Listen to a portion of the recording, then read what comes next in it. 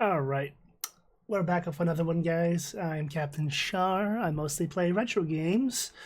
Sometimes I do reaction content. This is one of those cases. But anyways, this time we're checking out the day video games were ruined forever, and it is by Moon. I have a feeling this might be leading about the Call of Duty Black Ops 7 stuff that's been going on around. So, I don't know. Let's just jump into it and hear what they have to say. As always, though, the link to the original will be down below, and always support the original. And if you like what I do, give a thumbs up, a like, a comment, whatever. It's up to you guys. I don't care either way. It's become so terrible in recent years. You know, games used to make me forget the real world existed. Hours would literally disappear. You'd look up at the time and realize Okay, there's still some games I will play that do this to me. Some modern games still have this effect. you'd missed dinner and you didn't even care. As when I look back on those times, it all just felt so pure and simple. Like the developers had built something for you to just enjoy, with no strings attached once you purchased the game from the store and loaded it up. Well, back then, there was no DLC, no microtransactions. The games shipped complete. They were finished. Plus, due to... I keep saying this in my streams, but due to the file size limitations back then, you had 8 gigs typically to play with back then. From the PS2 era to the 360 era, you had... The odd PS3 game would actually use the Blu-ray section, but most PS3 games still use the 8 gigs because if they're a multi-platform, they couldn't. There was no point of using the 50 gigs that the Blu-ray disc had. But yeah, you had limitations to work with, and so you had to be smart with what you had. You had to be not refined, but when disc space mattered, you had to get creative as a developer. It was a ritual to stand outside waiting for the new game, going around the entire store browsing the physical copies. I've only done this once, and it was when my cousin got his PS3. I went and hung out with him because, well, he just wanted someone to hang out with doing this. I've never really did a midnight release, ever. I would pre-order games once in a while, but... Gaming shops would be full of people, all just looking around. But also, online retail has killed off this phenomenon of like gaming. Wanting to play new things, or just testing out new games in store. This is why ownership and player control really was the DNA of the entire gaming industry. You could play Destiny with your friends every evening after waiting for the hype since Halo. Call of Duty matches that didn't require a credit card to win. Even mobile games like Angry Birds only cost 99 cents with the intention that you'd own them forever. Gaming truly was a magical period a decade ago, but we only realized how amazing. And now it's going on to subscription-based services where they think, oh, we're greedy, so we're going to take the games away from you eventually because you don't actually own anything. It's kind of funny because someone else I react to, aka Shuan Head, has mentioned this in some of her videos, like, you will own nothing and you will be happy, or whatever it was, the quote was. And that's where it almost feels like where we're heading, and I don't like it. We had it when it was taken away from us. And just look at what's replaced it. Call of Duty Black Ops 7. Call of Duty Black Ops 7 is not even a Call of Duty game, not gonna lie. It has the name, but I feel like the game was originally being made to be something else, and they couldn't get the licensing for it, so they're just like, you know what, we'll just slap Call of Duty on that and call it a day. As you fighting giant monsters and dodging massive machetes falling from the sky. Zombies everywhere, physics-breaking brain rot that looks like Fortnite. Because when you look back now, that did a golden era has just... Actually, yeah, when Fortnite came around, it kind of broke everything from my observation, because all of a sudden there was this thing that challenged how shooters should be and all that. Unfortunately, though, it also went to, in my opinion, it went to Epic's head and make them think like, oh, we're king shit because everyone's blowing their money on Fortnite. So that means we made something good. When in reality, no, you just made slop. Completely shattered. You get Don't get me wrong, I get there's people out there that love the game. That's just my opinion, though. I just don't care for it. With microtransactions for things that should just be free. You simply can't compete or win without burning through cash. And now it's coming down to basically corporal greed is what I'm saying. Like, we need to scale back. Games have gotten too big for their own good. And I'm like, you might be thinking, but sure, more game means more graphics and stuff. Like, yes, true. However, I recall seeing on a post on Twitter, one of these games did an optimization, and the game went from 90 gigs to 28 gigs, which is like, damn. And that just tells me how unoptimized modern gaming has gotten, and it's annoying. But no. I'm saying go back to smaller games for this reason. You can cut costs. Have a file size limitation, 20 gigs, say, tops. 30, maybe. Maybe 30 is more generous, yeah. And have that as your top. Who cares? The graphics don't need to be hyper fucking realistic. That's what's causing a lot of the bloat now, is all this crap in the engines. They go, oh, the textures alone are like, the textures in most of these games now are insane. Like, I remember when Fallout 4 came out, I know it's not technically huge. The game looks great with its standard textures, but it also has like 100 gigabyte download for the HD texture pack, which I've never ever used because there's no point. The game looked great as is. And that's what I mean. I think we've reached a point in gaming where a lot of crap is just needless. It's just buzzwords and everyone's relying on graphics and FPS. No one cares about the fun factor really anymore. Even though you've paid for the game. Sometimes the game promised won't even work if you don't get the next DLC. And then when the game does eventually dry up, you're left sitting on thousands of dollars worth of purchases that vanish into nothing. Zero value, zero transferability. But here's the bit that most people overlook. This isn't just about gaming getting worse. It's about something far more insidious that's spreading into every corner of our lives. It's getting clear that the studios that once built the worlds we loved helped pioneer a system that's now cannibalized. But all these games most these companies underneath one umbrella? Everything. From the products we buy to how we consume entertainment to getting an entire generation of children addicted to gambling. And ultimately how corporations keep us hooked on things that make us miserable. Okay, here's another fun fact. Go watch Ready Player One because it's more or less the whole bad guy spiel in that movie. It's a Steven Spielberg movie too. So no, seriously, give it a watch. Like, it's not my video. Go watch it. Trust me. It's kind of on the nose how that movie was, how he was right about it. All whilst robbing us of our money. Now at this point it almost just seems obvious that this is the way the gaming industry is, but it never would have seemed possible back in the golden era of gaming, which wasn't even that long ago. Rushing home from school, throwing your bag down, racing to turn on the console before anyone else would claim the TV. When you had no work, no to-do list grating at the back of your mind, all you wanted to do is just keep playing. Whether it be Fallout, Elder Scrolls, World of Warcraft, Knights of the Old Republic, Destiny, Mass Effect, The Witcher, the original Borderlands, GTA, Halo, Age of Empires, Call of Duty, it doesn't even matter. There were so many crazy good games, but all of them were similar in the fact that they gave you something the real world couldn't. A place where your decisions actually mattered, where you could socialize with people you wouldn't normally talk to. At school, you just felt like another kid in the crowd staying with the same friend group. But in a game, you had control and power, all while having lots of fun and socializing. It was genuinely escapism in its purest form. You could spend your Saturday completely alone, lost in these massive worlds, but it didn't feel lonely. It just felt like an adventure, it felt wholesome, stimulating, but it was also social in a way that it isn't now. That's why Saturday mornings meant coordinating with friends. Yeah, most Saturday mornings for me was cartoons.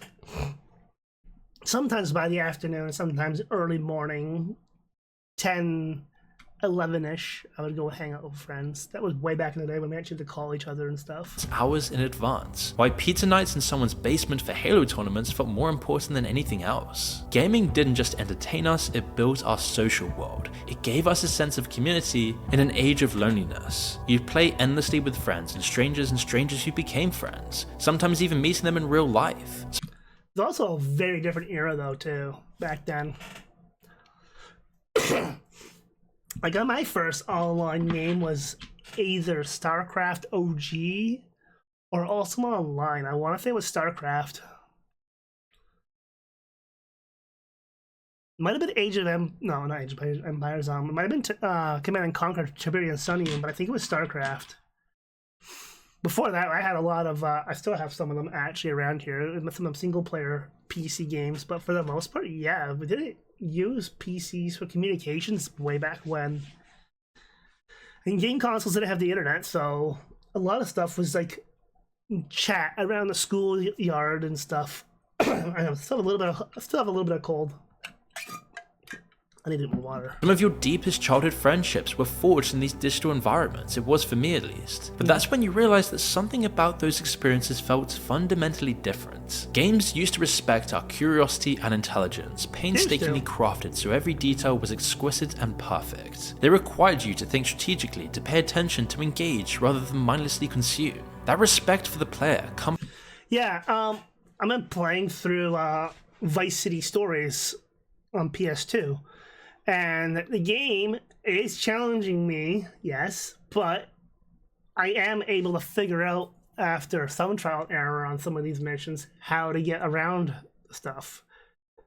So I am still being able to do the game, even if my cat brain can't always do it.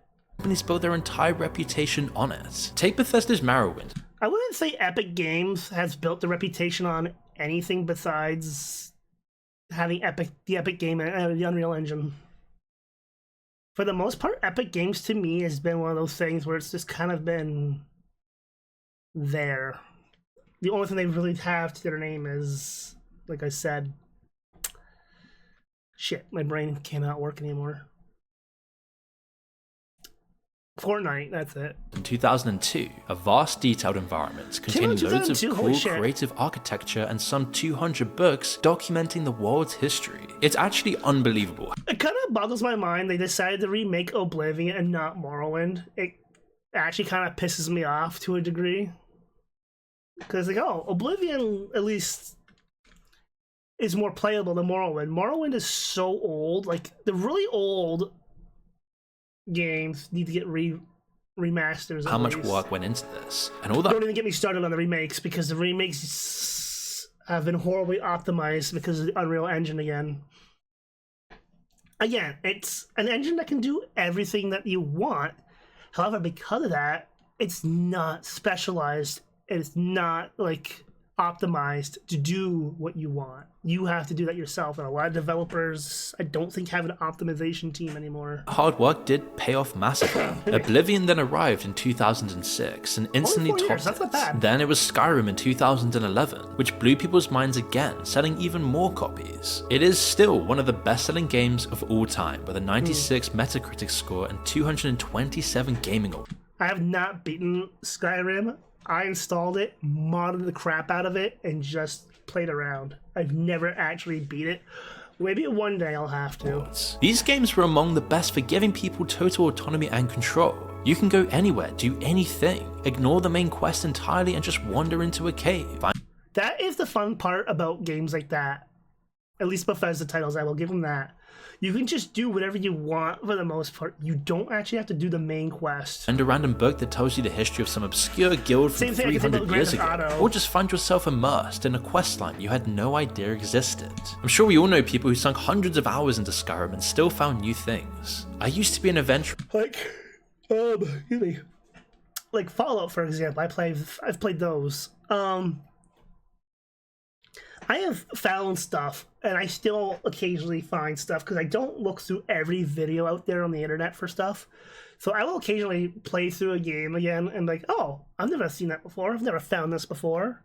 Because some of these games, some of these adventure games, like Bethesda games, I'll say, for example, like the Elder Scrolls and Fallout games, for example, are so dense in stuff you can find and do, and it's great. Like you became a meme that transcended gaming itself. Gamers like World of Warcraft became cultural icons, appearing on TV shows. I only ever played World of Warcraft for the 2 weeks free trial way back in the day before there was any expansions, and never touched it again. Like South Park. Everyone relied on Warzone to stay connected with friends in 2022. And you've probably got something else to add to this endless list of amazing gaming experiences. It was practically endless. I used to be in a huge Minecraft community way back in the day. But that was way back in the day. I remember because I was looking for something. I was making maps back then in that era. Never played League, never played Dota, so yeah, the only thing on this one I've played is Minecraft. And you honestly realized that we had it so good before the course of gaming. Ugh. Ew. Was steered onto a different path that no one wanted or asked for. I've actually never used Game Pass. Xbox keeps trying to get me to use it. I'm like, nah, not interested. Because somewhere along the way, games began to change in ways that didn't feel important at first. You might even remember when things started changing around 2014-2015, right when corporate money started flooding into gaming like never before. Big tech spotted an industry bigger than Hollywood and wanted exposure. And there's there lays the problem. They sold out, and now we have to reap the fallout from it. But I still hold out because indie developers who are not tied to these huge corporations are pumping out games that are far better in quality these days than the AAA ones. Now, there are a few AAA studios that are still decent, like Capcom, I'll say, for example. Okay, for the most part, Nintendo, I know Nintendo's not the best lately for some of the stuff they're doing, but in the defense, it would actually be way more the Pokemon Company being poopy lately. But no, the AAA game studios are more or less dead, and I'm saying Capcom would be good. I really wish Capcom would license out their engine. Their Resident Evil engine is so scalable. Okay, the first time I streamed Village, I wasn't even a VTuber yet, fun fact. But I did it on a Generation 1 i7. I had a 4 gig video card and like 8 gigs of system RAM at the time. And the game only had the same slowdown where other people like Markiplier and other big content creators had the same slowdown. And that was just the engine itself having a little, and then they fixed that later on too. But yeah, like their engine is one of the most scalable engines I've ever seen, and it works super well, and it's not bloated like Unreal. With low interest rates and cheap capital, the culture surrounding tech changed too. Move fast and break things became the mantra, and the patient, methodical move fast and break things is not a good motto at all. Strategy that defined the golden era started to break apart. Then came a tidal wave of acquisitions. Yeah, unfortunately. In 2014 alone, Microsoft bought Mojang, which created Minecraft. And then later on, and then after that, they buy the studio that made that other game, Candy Crush Saga. $2.5 billion. Facebook then paid $2 billion for Oculus VR. Amazon grabbed Twitch for nearly $1 billion. And once that happened, the floodgates were open. And it never really stopped. No, it didn't, because they keep grabbing and grabbing and grabbing. And now Microsoft's like, well, we didn't make back all that money we spent on Activision Blizzard, so I guess we gotta lay off more people. And now I know Netflix is buying Warner Brothers. So it's just like, people, stop. We are racing towards a monopoly, and it's gonna be bad, and it's gonna end up having another market crash, basically. A lot of people are not old enough to remember the video game market crash during the Atari era. And a lot of people say, oh, it was E.T. No, it wasn't. It was just a recipe for the times were just right at the time for everything to come crashing down. Of course, the massive institutional investors like BlackRock, Vanguard, and State Street also quietly became large shareholders in major gaming companies. Okay, I've only heard nothing but bad stuff about BlackRock.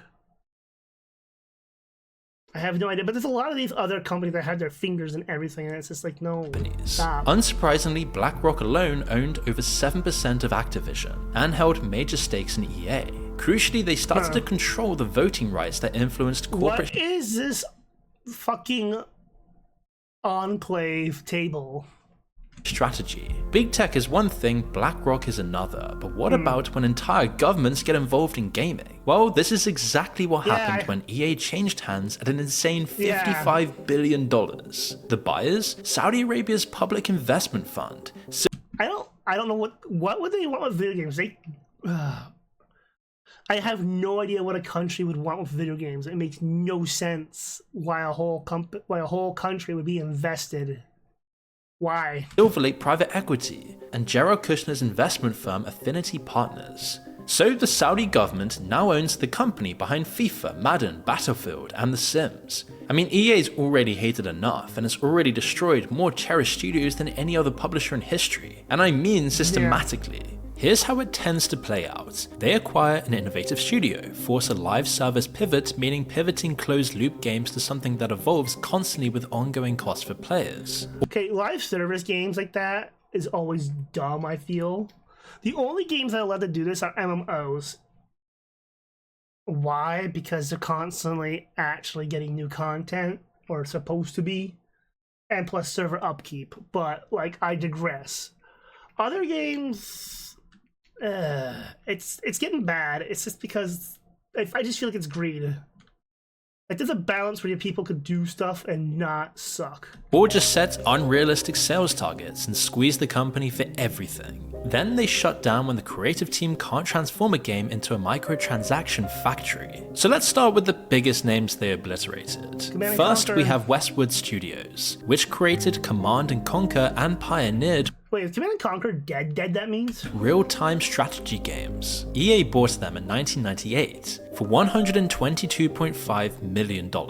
By March 2003, they were gone. One underperforming title and EA closed them down entirely. It's not just EA, every company does this. Microsoft's been the worst. The co-founder said the shift from passion to profit took its toll. Then there's Bullfrog Productions, who invented the god game genre. We're talking Populous Theme Park and Theme Hospital and Dungeon Keeper. EA absorbed them in 1995, and by 2001, the studio was effectively dead, partly due to pressure from EA and partly because their own bosses succumbed to greed and money. EA eventually forced the team to make licensed Harry Potter games instead. Anthem by BioWare practically failed under EA too, leaving the sequel cancelled. Almost everything that underneath EA has failed so far. Back in the day, EA actually used to be respectable and good.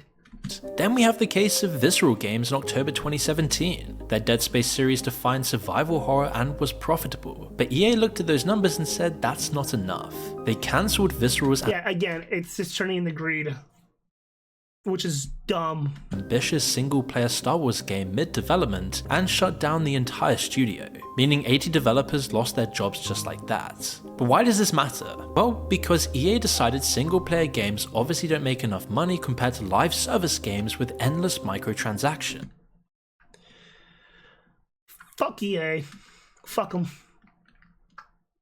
The modern EA is just soulless, and all they care about is money. It's just, like I said, it's coming down just to corporate greed is being the big plague on everything in the world right now. The whole world is shifted towards this thing, and I keep joking that we're heading up to the anniversary of the stock market crash of 29 there, but I mean, it's no longer feeling like a joke anymore. It's actually starting to feel kind of real. Which are a massive part of all of this greed and destruction of video. Loot boxes should just be illegal flat out.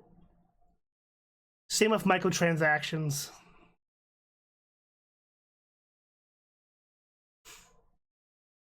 No. Fuck you and your loot boxes. Video games as a whole. EA brought the very worst form of this to gaming. It's a form of gambling, and they pushed it to kids. This is an outrage that should have been spoken about more by our politicians. Kids are obviously the giant market for video games, and when you push microtransactions, loot boxes, and all of this digital form of Okay, I have to wonder, how many of these kids are gonna grow up to have gambling problems? Because they're exposed to it as kids in these games. Gambling, you're really just training a habit in kids to gamble when they're older. Yeah. Which is why they don't want you to just finish the story, be done, and move on. As you get real satisfaction from that when the credits roll on the campaign and now you're just off to multiplayer. Whereas live service games with endless microtransactions, those never end, and neither does the spending. Gaming was changing into something more predatory that ruins people's lives. Actually, to be fair, Valve is still kind of respectable for a lot of stuff to do. Yes, they are just a front, but over a lot of the other companies right now, I will trust Valve more.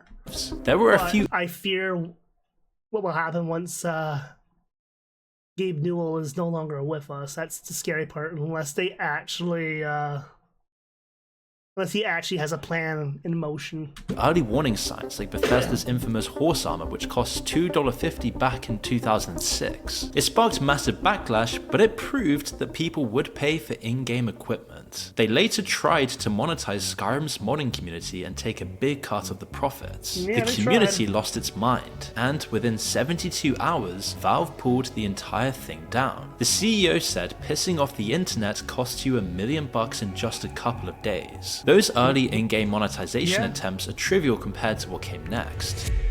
But before we continue, I want to thank Clean My Mac for sponsoring today's video, as it's that time of the year when everything just starts piling. Unfortunately, I will never use an Apple product. Yes, I have an iPhone sitting over there. Do I have the facial tracking recognition for it for my VTuber? No, I don't.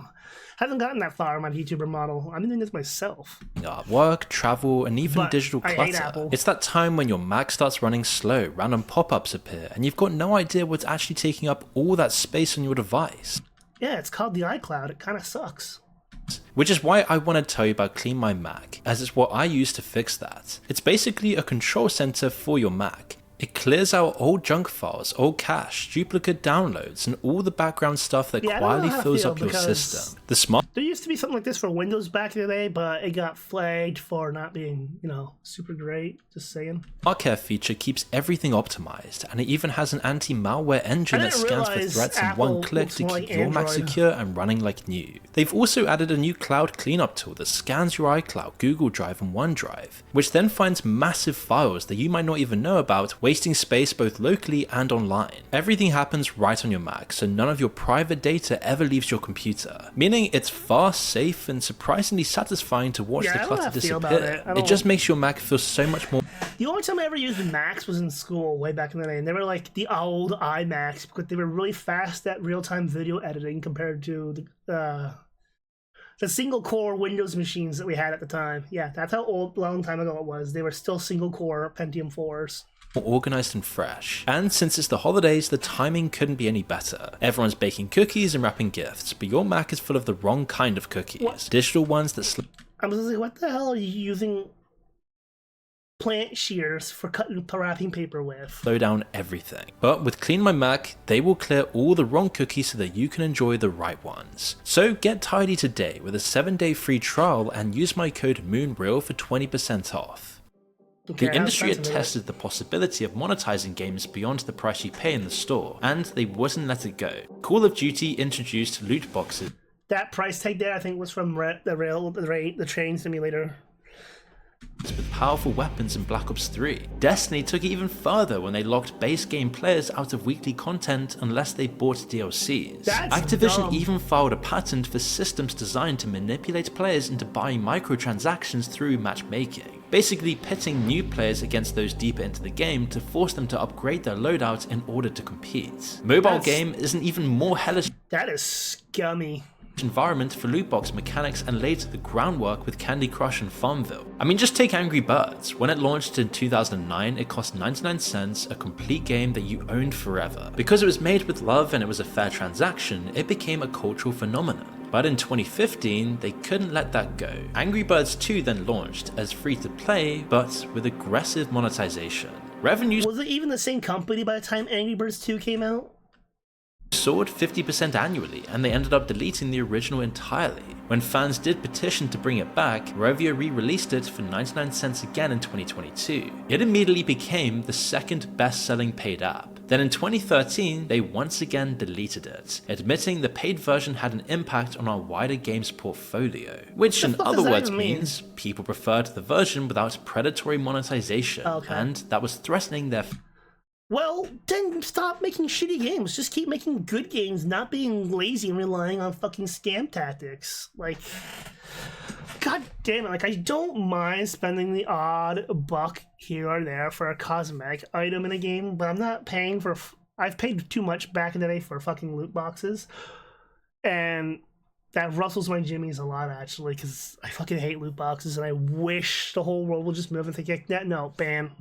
free-to-play profits. But no, there's too much Genshin corruption. Impact generates an average of $1.6 billion in annual That's because Genshin sucks for its loot mechanics, if I recall. revenue, and is another heinous example of loot box mechanics. The system comes with low never drop play rates it. for under 1% for top-tier items, costing approximately $25 for 10 pulls, but there's a pity system that guarantees a 5-star after 90 pulls. It kind of pissed me off that Xenoblade 2 is a gacha game to a degree. Because when you're pulling for your blades, which are essentially like partners in the game, it's a gacha game. You don't know what you're going to get. It can be completely random, and some of the best characters, I'm pretty sure, have the lowest drop rates in the game. That game also has a pity pull mechanic, but then you also have to run around the game farming for drops to keep pulling, so it's just like... I'm not a fan of these mechanics. I would rather go back to the old games. I'm going to use Phantasy Star Online, the first one, for an example here. In that game, there was no RNG. There was no pull mechanics. There was a mechanic where you did X amount of...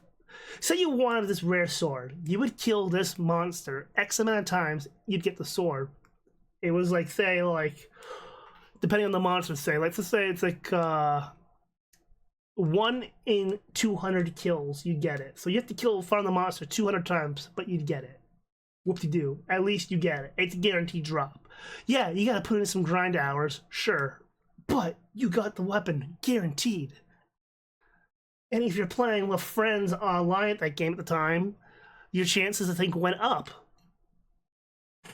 Because, like, in that game, each character has a color associated with the naming convention of your character. And each color represents a different pool you can get from. So, I'm just saying. Can we go back to games like that before it sucked? Oh, wait, no, we can't, because everything's greedy and has to pad the games out to make the players play longer and waste more money, etc., etc. It's all just come down to scummy scam tactics. I need to get more water, but whatever. This means potentially spending even halfway through this, and $900 on a single character for a single 28 item, minute with the movie, added nice pressure for that you around. know you will get it eventually if you just spend more money. It's just a classic case of the sunk cost fallacy, where someone resists. You know, no, I'm gonna grab more water because I keep yapping. I'm gonna dry out faster. I should be using the damn canteen I have.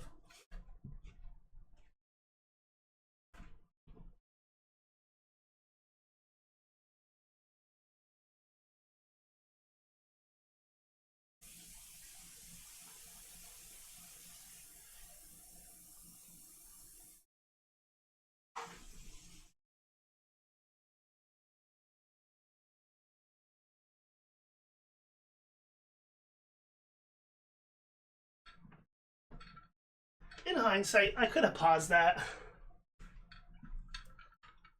Whatever, we're just doing it live. But no, I hate this modern gaming bullshit. Abandoning a strategy because they're invested deeply into it. It becomes so tempting to just do one more pull, but it was EA. This reminds me of the thing where the gamblers, whatever, about quit before they, like, the whatever percentage of gamblers quit just before they about to win kind of thing. Who brought the very worst form of loot boxes to gaming and pushed it to children. FIFA Ultimate Team is a perfect example of this. It generated 29% of EA's... Why the fuck would FIFA need loot boxes? No, I think they should just move to banning loot boxes worldwide, not just in Europe, everywhere. Fuck them. We don't need them. If you want to buy a character, sure, but make the prices fair. I'm just saying, I'm tired of this fucking bullshit. Entire revenue. It's also why you don't see me rarely play anything modern. And it works like this. You buy packs of virtual cards. You don't know what's in them, it's pure RNG, meaning it's using a Yeah, RNG is lame. random number generator. Just Take it from me, because I have programmed my loot boxes in my loot chests in my dungeons in my games. Well, at least I should say in my Minecraft server. But even that has an RNG, but it's a good RNG. I don't shit people. I think the lowest RNG in my dungeon chest is 10% for something. So, fuck these games. They're like there's 0 point whatever percentage drops for some stuff. like a slot machine. Then they used influencer marketing at a massive scale. Fun fact, in high school, we were taught how to program slot machines in one of our computer classes. Yeah, I don't know why, but it was on the course. We were taught how to we were taught how to program RNG. Advertising unrealistically impressive card pools to get everyone hooked. And suddenly, if you didn't do this, you would always be at a massive disadvantage compared to others who spent more on this. That's why there's tons of stories of people losing thousands on these games. Kids buying hundreds of packs on credit cards that their parents can't afford. People have literally gone into rehab for this. Belgium and the Netherlands eventually declared EA's loot boxes illegal gambling. They threatened fines up to 800,000 euros and 5 years imprisonment, doubled if you're selling to minors. EA tried to fight this in court and lost, but practically everywhere else, it's just business as usual. When Star Wars Battlefront 2 came out with its brutal loot box system, EA finally felt compelled to defend their business practices on Reddit, saying, quote, "The intent is to provide players with a sense of pride and accomplishment." No, it's not. This became the most downvoted comment in Reddit history, with 673,000 downvotes. This is exactly what Big Tech, BlackRock, and the Saudi government want a piece of. Gaming had cracked something that social media platforms had been. Yeah, they keep pushing for that, but gaming they don't realize the gamers are not gonna put up with this shit. When they get wind of that, they'll be like, nah, we don't want your shit. Chasing for years. People willingly paying money to stay hooked. Facebook That's could only certain people with the problem. keep you scrolling, but monetizing that compulsion was tricky. Games just asked you for your credit card and you practically handed it over. The other difference was scale and precision. Gaming companies knew that loot boxes worked. Tech companies knew why they worked and how to maximize their effectiveness to generate more value for shareholders. They had the test. Yeah, it's called not giving up the actual fucking prizes. I'm pretty sure most loot boxes work on the mechanic of, oh, you have to pay X amount of money before you get what you want out of this box. At least that's how I look at it and how I actually have felt. I feel bad because I have spent back in the day. You know what? Fuck it, I'll say it. On Overwatch 1, I wanted the skin. I'm pretty sure I spent probably upwards of close to $120 on polls just to get it. So I had the feeling the loot boxes work on not RNG at all, but on the mechanic of you pay X amount of money and then it magically works. At least that's sure as how it feels. Infrastructure, the behavioral data, and the models that could predict exactly when someone was Can I prove it? No. about to quit versus when they were one purchase away from models that could be shareholders. They had the testing infrastructure, the behavioral data, and the models that could predict exactly when someone was about to quit versus when they were one purchase away from staying. I do wonder though whether we might have actually accepted the rise of aggressive microtransactions to some extent. Unfortunately, yes, people already have accepted them too much. Because it's I don't know, it's frustrating.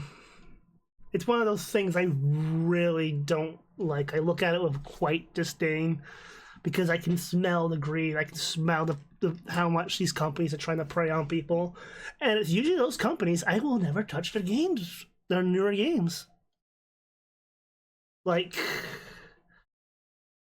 I will try certain things, but there's other things, if it's just for a story, and unfortunately, yeah, Call of Duty Black Ops 7 story apparently was only like 3 hours long or some shit, and it's just like, oh no. I haven't played Call of Duty since Black Ops 2, so whatever. If the games themselves kept improving and blowing our minds. But it's been the exact opposite. And this shows you what they stole from the gaming experience itself. That feeling of a shared memory with your friends is all just being ripped away by games that just suck time after time.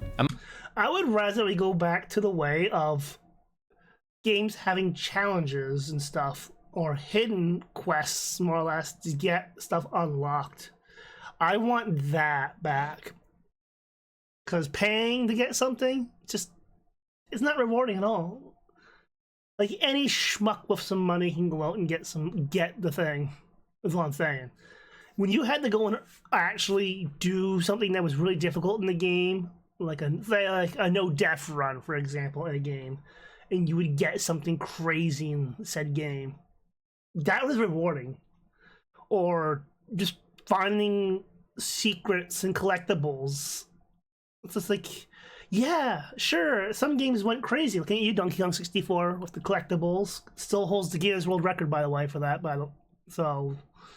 But no, at least, even in that, even how much it may have been overkill, it's still more fair than some of the games now with the RNG and microtransactions. Imagine something as...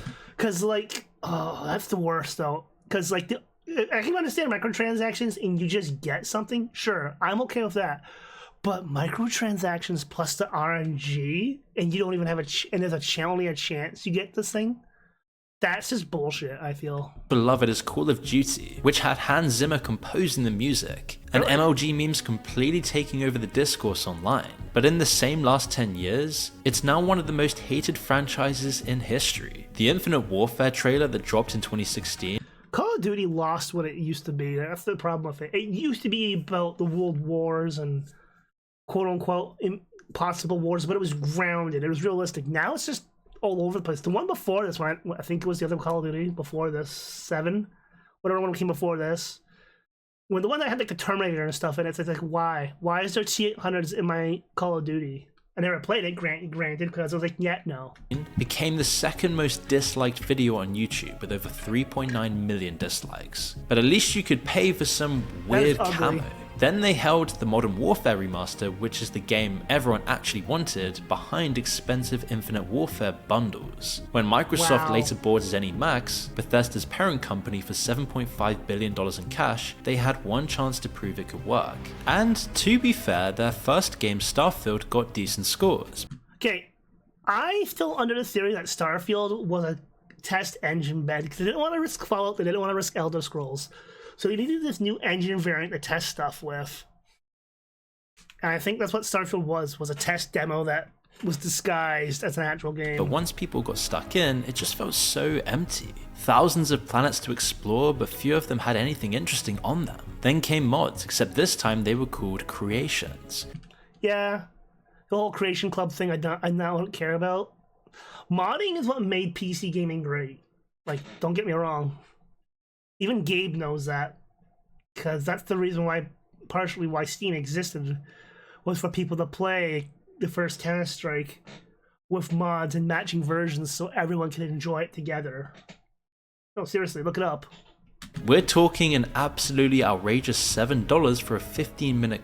Starfield took basically the page, it feels like. They took what was essentially Fallout 76 and No Man's Sky, smashed together, and got this. They're like, yeah. Quest in a $70 game. Within 2 years, players dropped 97% to around 3,700 average players. For perspective, Skyrim still has some 20,000 daily players. Other new games don't even work when they're released. When the highly anticipated Fallout 76 dropped in November 2018, there were... Okay, here's the fun fact. It worked fine for me. I was there about day one. Sure, there was some jank, but I was expecting it because it's Bethesda. I was expecting that jank. It was never... over 200 bugs identified at launch, leading to a 56GB day one patch. They'd advertised a $200 Power Armor edition with a West Tech canvas duffel Even the ones that... Yeah, it was the canvas bag was actually just like a nylon bag. But what actually shipped was cheap nylon, and so everyone blew up about it. Yeah, they should have choose their words better when they said that. They should have actually stated, hey, you get a bag.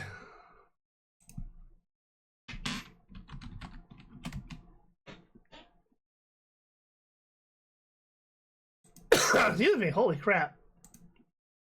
People complained their response was to offer a pathetic 500 atoms, roughly $5 worth. Yeah, but I don't think this was Bethesda's fault. I'm pretty sure this was Microsoft's marketing plan here. Like, yeah, how can we get more out of them? Of in-game currency as compensation for a $200 purchase. It turned out they'd given actual canvas bags to influencers at a private event the month before. Whereas regular customers, the ones dumb enough to pay $200, got the garbage. That didn't just feel like incompetence anymore. It was just pure contempt for those who'd loved the franchise the most. Sure, there have been a few anomalies in recent years, Red Dead Redemption, Elden Ring, Battlefield 3, but you get a game like that every few years.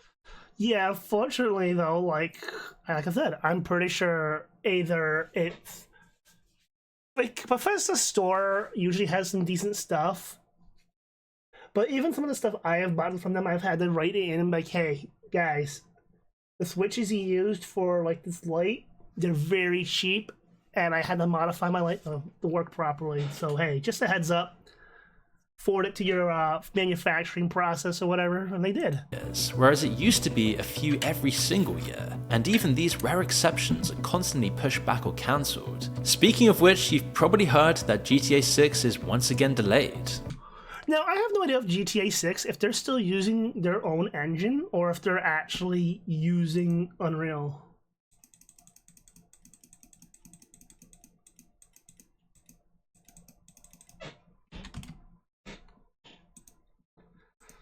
Because, like, I'm concerned, and I wonder if it got pushed back because they had to censor stuff because of the changing landscape or something.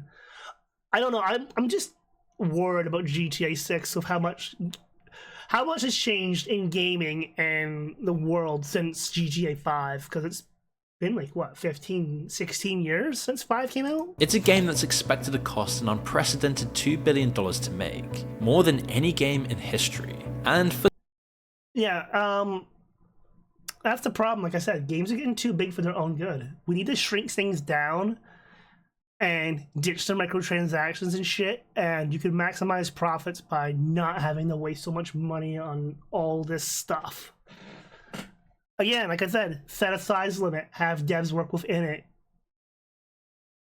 No, try not to do too much DLC.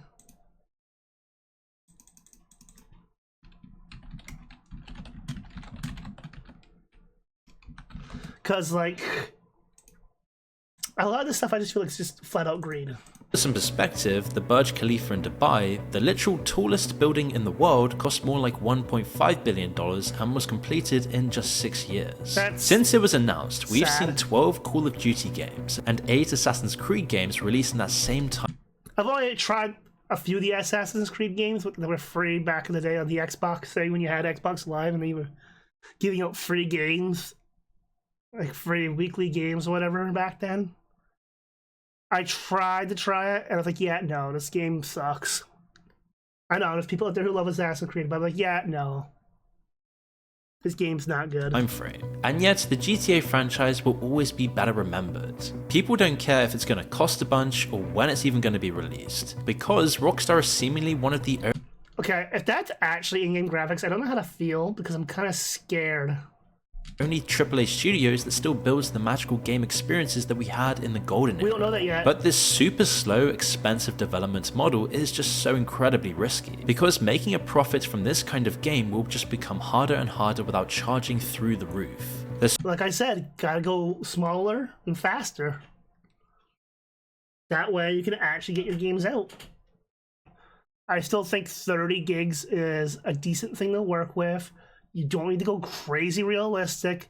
Set limitations, that way you can work within them and become more creative. That way, you can become more unique too. So much riding on it, it's literally a once-in-a-generation event, and probably the only game that can save gaming right now. How crazy is that? I don't know. A game people... I don't know, because I am fearing for the engine. Because if it is as graphical as it looks, I am scared, because if it's using like Unreal 5, it's gonna not do well. I'm saying that right now. Unless they have it optimized to perfection, it will not be good. But I'm hoping they're using like whatever engine they use for like Red Dead 2 there or something. Genuinely excited for that might happen once every decade or so if we're even lucky. But behind the scenes, while gaming profits are higher than ever because of all of these horrendous in-game transactions sucking money out of players, the working conditions have also become terrible too. We saw this clearly when the gaming publication Kotaku investigated behind the scenes at that car crash Fallout 76 release, where they found evidence of QA testers working 10 hours a day. Fuck, they should have just... Well, that's also now why I think why Bethesda has the public test server now for the game. The game launched, there wasn't a test server for the longest time, and now I think they realized, hey, we may have did it too hard. 6 days a week, with And low not pay enough being either way. offered pizza and a $200 bonus to give up their weekends. Some testers had their bathroom breaks Okay, $200 is basically 2 days of work anyways for me. So yeah, it would have mattered if I was a tester. timed. One said they fantasized about breaking a bone on the stairs so they'd be too injured to come to work. Think about that. Who hasn't been there though? Who hasn't want to not go into work? Like, I get it. You're like, a lot of people want to like their jobs, but not everyone has that luxury of liking their jobs. So you just do the work because you need the money. That's the kind of thing that happens in a labor camp in China. And the gaming industry has laid off something like 45,000 workers since 2022. When Microsoft bought Activision for nearly $69 billion, they immediately cut thousands of people. Because they realized they weren't going to be able to operate with that overhead. So they had to cut a bunch of costs, which is the people. And now their games are suffering for it. Unity, Sony, the same story. And a lot of these people were the OG developers of the greatest games. The actual artists with the creativity behind the games that made our childhoods. Then one day they're just laid off in a Zoom call by these giant faceless companies. And that's the reason why the Outer Worlds there, even though despite being quote unquote made by Obsidian, didn't feel like Obsidian at all. It just felt foreign and dead to me.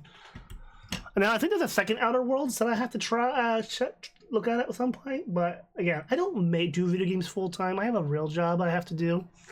I would love to be able to do video games all the time, but not possible. Or just finding out from social media before HR even tells them. And so you can see how anything remotely human has been hollowed out of the industry in the name of efficiency. Yeah, and now it's getting worse because AI is coming into the field. So they don't respect So now we're cutting out like some human stuff. Like, I wouldn't be surprised at this point if like the texture artists are gonna be replaced by AI, and I really do not want to support any game that uses AI. the studios. They don't respect the developers. And you know what else they don't respect? The actual stories and worlds that made these franchises valuable in the first place. Just look at what Netflix did to The Witcher. According Okay, to be fair, Netflix started off The Witcher great, but then they got rid of Henry, who was the only person following the logic and the lore of everything, and well, to a former writer on the show, some of the writers actively disliked the books and games, and would even mock the source material in the writer's room. They hired people who didn't just not care about the thing they were adapting, they actively made fun of it. this also came out during the time though when like movies and stuff were doing a big shift, and that's also another problem with a lot of modern TV. It's shifted in a way that has no soul anymore, and it's just consumerism slop. You have the odd things that come out that are good still, but a good majority of things suck, and it also comes down to, we're gonna cost cut by having series drop down to only 8 episodes or whatever. How about cut back on your fucking CGI budget, make some stuff practical like a set or whatever that you use for a couple of seasons and call it done. Not this pure green screen bullshit, because there's nothing to it and you can tell half the time. Henry Cavill, who was a Yeah. massive fan of the books and games, spent 3 seasons fighting the showrunner to stay faithful to the source material. It got so bad they had to leave after season 3, and then the viewership collapsed with it. The He was the one who prequel, held the Blood show. Origin, got an outrageously bad 13% audience score on Rotten Tomatoes. So far this all looks like a classic tale of corporate corruption and greed, Yep. but there's honestly a darker edge to this all. I mean, you've got to wonder, are people actually having fun when they even play these games these days? Debatable. Depends on the games too. Some games you can get immersed in, you lose yourself for a little bit, and it's like, yeah, it's fine. There's a crucial difference between fun and compulsion. Fun is intrinsic, it arises from genuine engagement with the game world, from solving challenging puzzles, from collaborating with friends, making memories, socializing, and feeling really immersed in a different world. Compulsion is extrinsic, driven by the promise of external rewards, by fear of missing out, by the nagging feeling that you need to keep playing even when you're not enjoying it. Well, in my case, it depends on the game series. Very few games will I go out of my way to buy the new game right away. For the most part, no. I'll pick it up later when it's on sale. Yeah, I typically play the old stuff because, like, I have all these games that I've had for years, and I've never had an excuse to play until now. Since I picked up streaming. As for the modern gaming stuff, I just don't care for a good majority of it. The odd thing that tickles my niche that I'm into, like zombie survival games and stuff, yeah, sure, I'll check them out. Rewiring your brain with addictive gambling mechanisms. Scan Reddit and YouTube comments and you'll find tons of posts just saying the same thing. I just don't enjoy playing games anymore. 63% of people don't even buy games now, an all-time low. And players no longer care about so many of the things that made those early games from the golden era just so magical. Most gamers today care less about strategic thinking and planning when playing games than the average gamer did back in June 2015. The reality is, hard isn't profitable anymore. Hard games might get a cult following, but they'll never be as... Yeah, hard games, don't get me wrong, I respect the hard games. I have beaten Ghosts and Goblins way back in the day, but I'll never sit down and try to beat a Dark Souls game. Like, hey, if I was a full-time streamer, maybe. But I'm not. And I do not have the faith that I ever will be. Like, don't get me wrong, there are people out there that love the Dark Souls games, the FromSoft games. Like, there's a huge following for them, but they're not the mainstream games. Profitable as easy accessible brain rot games like Fortnite, or even just random stuff like Subway Surfers. So why are revenue... But the other thing is, like, don't get me wrong, it's also because a lot of people now that are old enough to be able to buy these games don't have the time. Like, my streams on average are 2 to 3 hours a day at night. I take the weekends off just because I don't want to burn the fuck out. But, like, oh my god, I've been yapping so much in this one. It's just, like, yeah, some of these games are, like, good. Don't get me wrong, the FromSoft games are decent. They're just difficult, and that's, like, their whole gimmick. They are supposed to be hard. Yeah, but the loot boxes, I fucking hate them. You still so high? Well, it all does really just come down to these random rewards and how addictive they are. But there's absolutely nothing random about how they're designed to extract profits from players. Back in the 1930s, a Harvard psychologist named B.F. Skinner built a box with a rat inside. The rat pressed a lever and got food, that's simple. But then Skinner made the rewards random. Press, you get nothing. Press, nothing again. Press, this time, you get the food. The rat went absolutely berserk, pressing thousands of times, never knowing when the next pellet would drop. Skinner said you could do this with any animal. He turned a pigeon into a pathological gambler in a demonstration. This is the mechanism behind every random loot box in every game you've ever played, because they draw on the same underlying psychology. Genshin generates an average of $1.6 billion in annual revenue, and is one of the most egregious examples of using addictive psychology for player profit extraction. Genshin's also got the problem with the whole voice actor thing going on too, if I recall. Like, gambling's also a problem. Like, the gambling's a huge problem in these games, and I do believe it should just be banned worldwide. But we have too much corruption in offices that won't do that because they could probably be paid off by said companies to let it keep happening. Loot boxes come with low drop rates of under 1% for top tier items, costing approximately $25 for 10 pools. But like I said, I would rather spend the time grinding to get something I want than doing this. But there's a pity system that guarantees a 5-star after 90 pools. This means potentially spending $900 on a single character.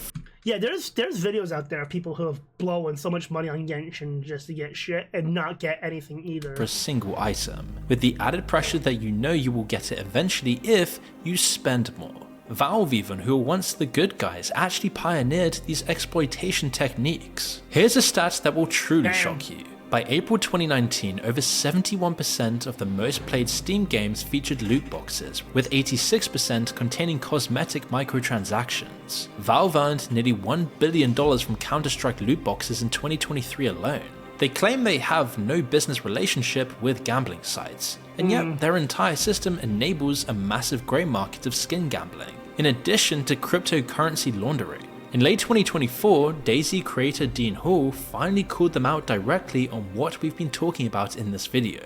Quote, Valve does not get anywhere near enough criticism. I'm honestly disgusted with the gambling mechanics in video games at all. They have absolutely no place. It's not just Valve though, it's in every game, unfortunately now, and I think Valve just more or less went along with what was going on.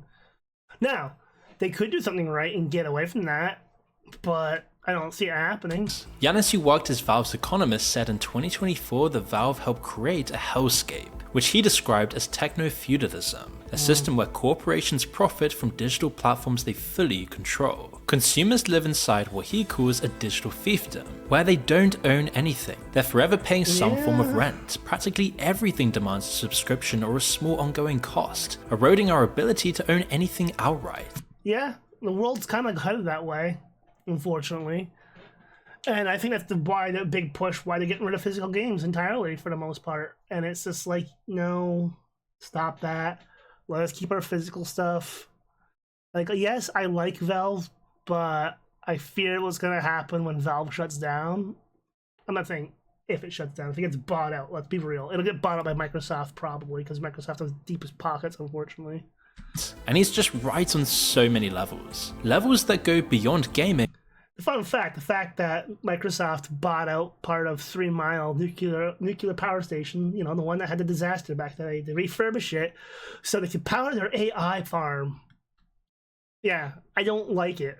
This spells this is gonna be a bad time. And percolate into every inch of our digital society. No one's gonna regulate. You don't own your software anymore, it's all subscriptions. You don't own your music or movies, it's Spotify and Netflix, until they decide to pull content you paid for. You don't own your home, Blackstone bought them all and now you're a permanent renter. Even your job isn't stable anymore. Welcome to the gig economy where you own nothing, not even job security. You wanna buy a car?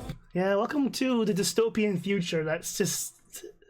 Everyone thinks, oh, it's going to be a little while away. No, it's already here. We've just not realized it yet. You're going to start needing a subscription too. Once tech proved it Yeah, worked. there's cars out there that already have subscription things for stupid shit in your car. Looking at you, BMW, whose heated seats do not work if you don't pay the subscription. There's also other thing. Some of the other cars have subscriptions too. I think it's the Teslas. And it's just like, stop. Stop being greedy pieces of shit. We really need good people to get in the office so they can fight this crap and not get paid off. Once they conditioned an entire generation to think you own nothing and be happy was normal, every other industry took notes. The gaming industry is a massive innovator of this model, making gaming companies compulsive and endless and boring. You don't need to make people happy with creativity and immersive world building, you just need to make them unable to stop and rake it in from ongoing transactions. Why spend 5 years crafting the next Skyrim when you can spend 6 months building a live service game with a battle pass, daily challenges and FOMO mechanics that just keep people logging in every single day? I have never played any of these games, and I guess that's good that I haven't, living underneath that rock. You probably noticed that highly anticipated games just fail so often these days, but the truth is they rarely matter to the executives making the decisions. Because when it does work, when you get a Fortnite, a Genshin Impact, and Apex Legends, the money is so obscene that it justifies every failure along the way. This is why I also believe gaming is headed for a crash. Not in the sense it was back in the 80s/70s. Or 70s and 80s there. But I feel like it's heading for a different kind of crash, and it's gonna be like the creative kind of crash. But there is another side to all of this that does offer a small glimmer of hope. In 2024, indie games made up nearly half of all Steam revenue. Called it. 5 of the top 10 highest grossing games on Steam were indie titles. Tools like Unity and Unreal Engine made it possible for small teams to build games without massive budgets. Platforms like Steam let them reach players directly. When you're not answering to shareholders demanding massive growth every quarter, you can focus on making something genuinely great. But it's not exactly a fair fight. For every success story you hear about, there are thousands of developers who spent years making games almost nobody plays. And even the successful ones are competing against a huge money-making machine. AAA studios have marketing budgets bigger than entire indie development costs. They have established franchises, brand recognition, and algorithms that favor them. Small teams are making better games with a fraction of the resources, but the system is designed to crush them anyway. And I think the saddest part is how we've just accepted this as normal. An entire generation of gamers. Yeah, most of me and my friends have accepted indie is the future, whereas AAA is more or less on its last legs. Nobody realizes it yet, but AAA is basically gonna reach the point where no one's gonna be able to afford it, especially if the economy. Like, the economy's not stable enough to keep supporting the gaming industry, and eventually it's gonna come crash. One of them gonna come crashing, and the other one's gonna follow. So I'm just saying, like, it's not preferable outlook on things, but it is looking that way, at least to me. Just growing up thinking this is what games are supposed to be. And yet they'll never know the feeling of buying a game, loading it up, and it's yours to enjoy without any intrusion or additional investment, except maybe the occasional DLC that you... Actually, I remember something. I remember someone, I forget what it was or whatever. It was someone who let their kid or whatever play on the Xbox 360 thing, and the kid whatever was flabbergasted. They just put the CD in the tray, and that was it. It worked. There was no updates or anything, because it probably already was updated on the system already. There was no download, wait for a download, and the kid's mind was just blowing that. To quote Todd Howard, it just works. Like, the old games, that's the thing. Everything was there, and that's how it should be again. But in order for that to stick, we have, as gamers, have to fight back against the greed that's taken hold. The corporate corruption and greed. Genuinely look forward to. They'll never understand why you get that faraway look in your eyes when you talk about Halo 3 or the first time you played Skyrim. What are we handing down to them? What world are we leaving behind? The industry makes more money than ever, but we've lost something that can't be measured in revenue. Curiosity, adventure, discovery, and community. Whatever you used to feel, it's just fading away. People keep playing even though they're not content or happy like they once used to be. We had something special. We had worlds we could get lost in, stories that stayed with us, moments we still remember years later. Now you can see they just traded it all away for microtransactions, endless gameplay seasons, and loot boxes, for something that makes us all measurably less happy while they get richer and richer, destroying video games in the process. Is that it? Okay. As usual, well, get out of here. As usual, link to the original will be below, but like, yeah, that hits home. I wanted to watch this for a while because I knew it would hit home for me. So I keep hearing sipping from my tumbler. But it's just, there's still a chance to fix this as us gamers, people. So I'm just saying, like, support the indie games, I would suggest. The AAA studios kind of get fucked. Like, there's very few AAA studios that like I said, I will still back. And it's probably just Nintendo and Capcom now for me, personally.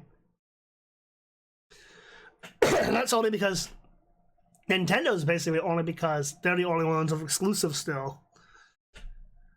Capcom is just because when I'm picking up a Capcom game, or at least a new Resident Evil, so far they've been delivering quality after quality. So hopefully they keep on that. And if they start using AI, I'm going to be like, well, Capcom, you kind of fell out of my good graces now. Anyways, that's going to be it, guys. If you like what you liked, sorry for making this hold on, how long was this video? This 28-minute video into over an hour. I am sorry. I apologize for yapping so hard. Anyways, until the next one, bye.